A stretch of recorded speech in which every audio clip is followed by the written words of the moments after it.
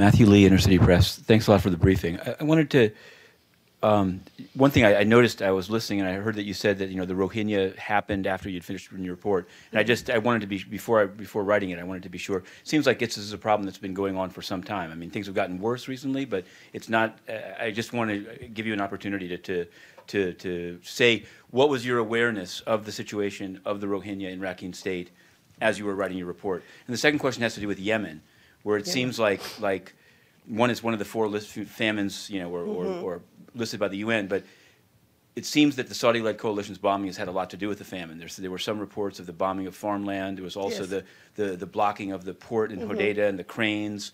So what do you think of the I would say criminal or civil or human rights responsibility of the Saudi-led coalition and its supporters in terms of the famine in Yemen, in your view? Yeah, first, again, when I finished this report, it was end of June, because we have to give the reports 3 months in advance, because they translated 6 different languages. So, for instance, after this, things became much more problematic in August, and there was also displacement of the people.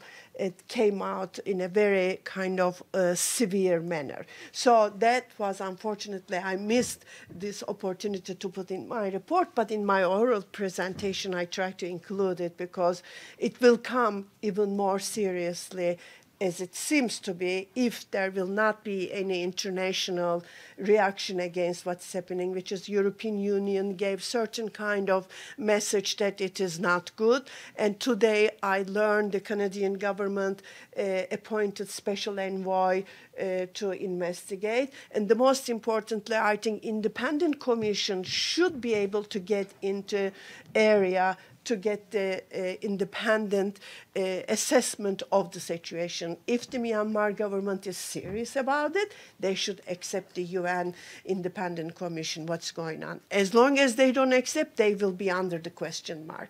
Same thing for Yemen.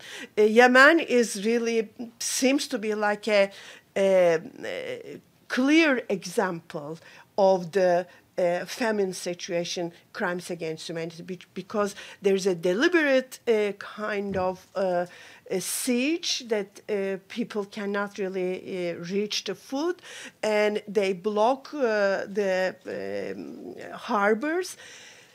In this case, there are 2 sides are using this. The coalition of the Saudis together with Yemeni government, and the Houthis, that with some kind of help from the outside of Yemen. So Yemen is a kind of proxy war. Unfortunately, Yemen is a very fragile country, because before the conflict, 90% of the food were coming from outside. Now, thinking about the 90% food is coming out, and they are really destroying all the agricultural land. It's a really crimes against humanity. But you will say, who will going to judge them? That's a political issue. Can we bring this Security Council? If we bring the Security Council, who will be friend of this government that will sort of stop this kind of accusation? So because in order to go to International Criminal Court, you have to go to the Security Council. So. Just one quick follow-up on that. The Secretary General here had considered whether to put the Saudi-led coalition on its list of children in armed conflict, violators of children's rights, which would include, I think, the right to food or not to starve. And he decided to put them on the list, but to say that they're taking steps to get better, in contrast to the Houthis. Are you aware of any steps the coalition is taking to minimize the impact of its actions on the killing of children? I ask because the Houthis are not listed as making any improvements, but the Saudi coalition is. Do you work with that mandate of children in armed conflict, and what can you say about that issue? I did not follow it. I will follow it, so I can't say anything. But the one thing that, of course, Houthis are not the political entity, so they can easily escape from the responsibility. But the Saudi Arabia, much more clear state responsibility that they try to maybe find. But as you said, we have to look at the specifics.